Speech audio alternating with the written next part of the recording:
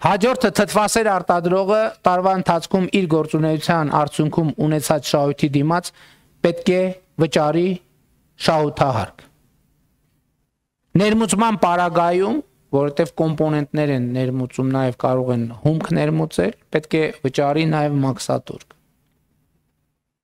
Եթե արտադրողը արտադրում է, ասենք, ոչ թե թթվասեր, այլ օղի, պետք է վճարի նաև ակցիզային հարկ։ Ահա, հարգելի գործընկերներ, պետական բյուջեն նոր տարվա գիշերից լինելով 0 սենց է ձևավորվում։ Այսինքն մեր բոլորի կենսագործունեության արդյունքում, մեր բոլորի աշխատանքի արդյունքում։ Եվ հետևաբար շատ է բյուջեն,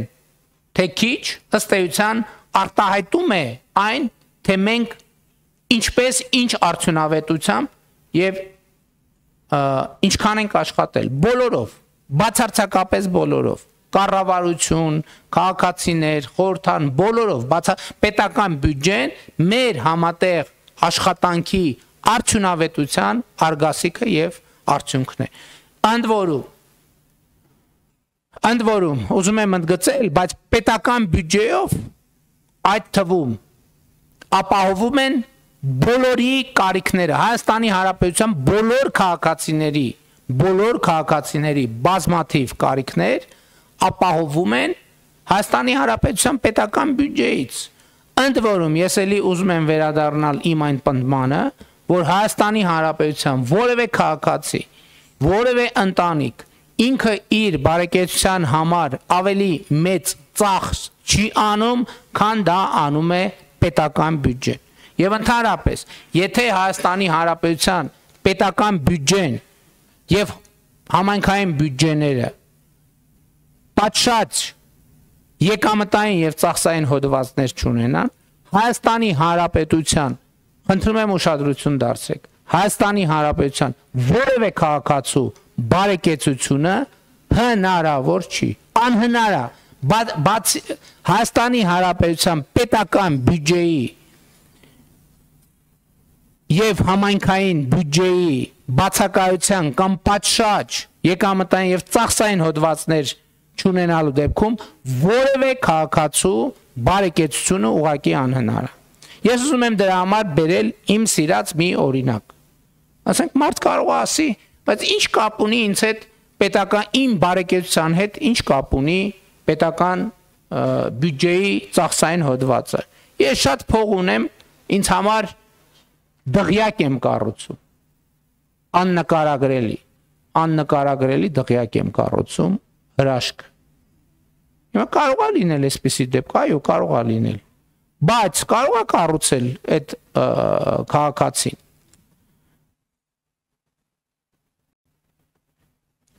Կարող է կառուցել, տեսականորեն կարող է կառուցել, բայց քաղաքացին կարա այդ 1000 ներողություն այս կոմունալ մանրամասների համար, այդ դղյակը կառուցած քաղաքացին կարա այդ դղյակում բարեկեցիկ ապրի։ Բացառվում կարա բարեկեցիկ ապրի, եթե չլինի կոյուղի օրինը։ Բացառված է։ Ոնց կարա դղյակ, որը չունի կոյուղի, կարա բարեկեցիկ լինի, բացառված է։ Եթե այդ դղյակը չունենա ջրամատակարարում, կարա այդ դղյակում մարդը բարեկեցիկ ապրի, բացառված է։ Եթե չունենա էլեկտրականություն, կարող է քաղաքացին այդտեղ ապրի բարեկեցիկ։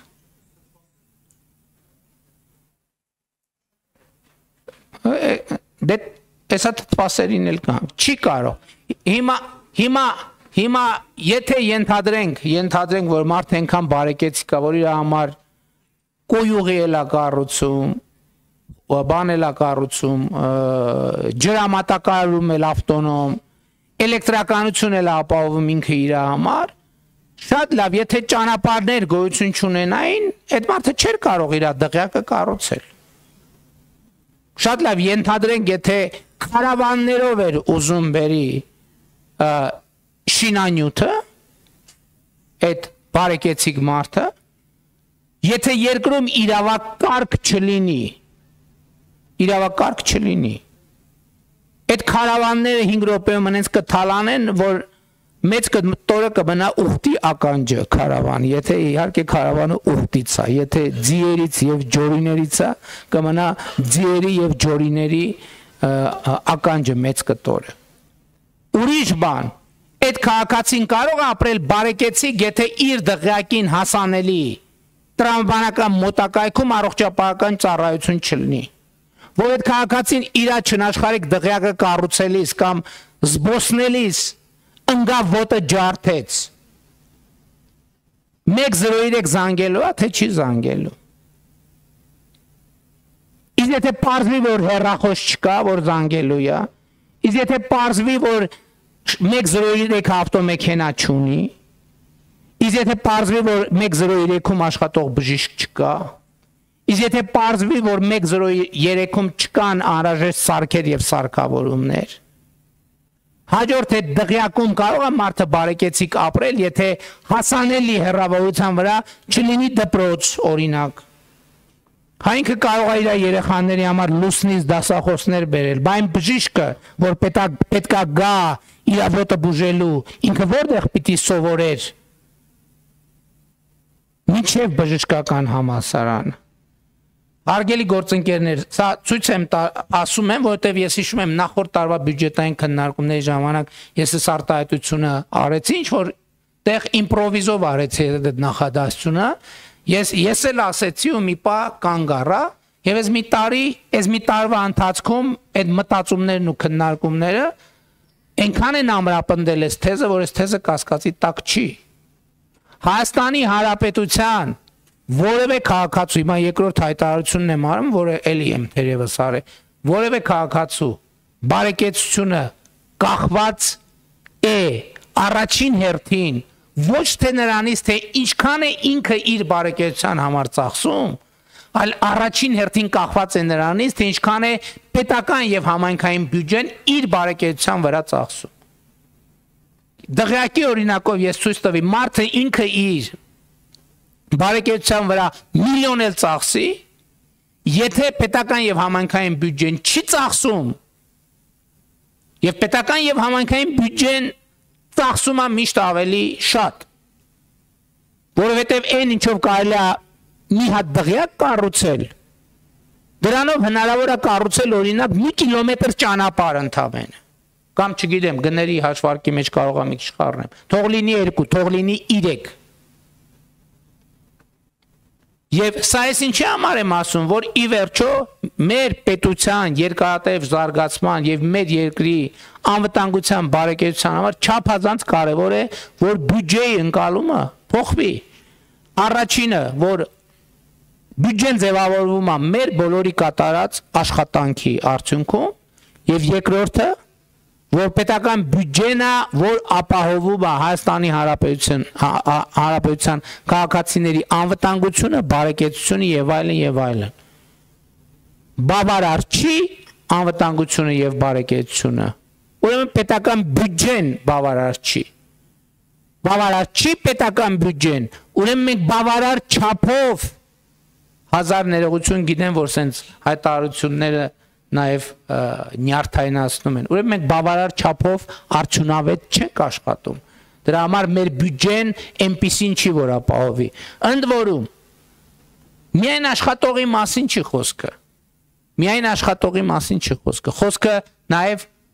գործազուրկի մասին է, որը պետական բյուջեի համալրման ճանապարհին ունի շատ կոնկրետ գործառույթ։ Մյուսներից նման։ Որովհետև առնվազն նույնիսկ գործազուրկը մտնում է խանութ եւ թթվասեր առնում է, չէ՞։ Լավ թթվասեր չի առնում, հաց առնում է, չէ՞։ ՀԴՄ վերցնում է, թե չի վերցնում։ Էլի եմ ասում, բազմաթիվ բարեխիղճ տնտեսվարողներ անկախ նրանից կպահանջեն, թե չեն պահանջի, այդ ՀԴՄ-ն դուրս են գրում, ես շնորհակալություն եմ հայտնում բոլոր նման մարդկանց, բայց ես խոսում եմ քաղաքացու իրավիճակի ընկալման եւ վերաբերմունքի մասին։ Նույնիսկ գործազուրկը իր գնաց հացի ՀԴՄ-ն վերցնում է, թե չէ։ Ես գյուղերում եւ ոչ միայն գյուղերում, այսօր մեր ցանկացած բնակավայրում Մենք միլիարդների, տասնյակ միլիարդների, 100 միլիարդների ծրագրեր են կարել։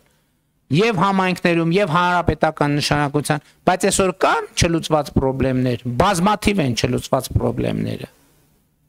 Ինչու են այդ խնդիրները չլուծված,